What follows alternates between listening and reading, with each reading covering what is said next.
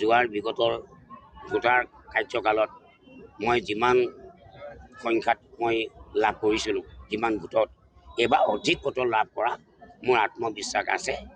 এইবাৰ মই 70,000লৈকে যাম, তাত কোনো সন্দেহ নাই।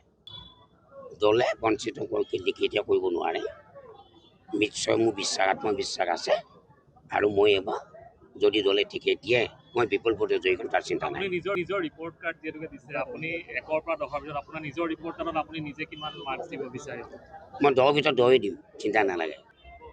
প্ৰাৰ্থী বিচাৰ আবেদন কৰা আমাৰ বিজেপি এইটো নীতি আদৰ্শ নহয়, আবেদন কৰিব নোৱাৰে। মইতো আবেদন কৰিয়ে পোৱা নাই, আবেদন কৰিম। তাৰমানে আমাক কয় কি, এই সমীক্ষাত দিয়ে, এই যে সমীক্ষা চলি আছে সেই সমীক্ষাতে টিকেট দিব, কিন্তু আবেদন কোনোৱে নকৰে।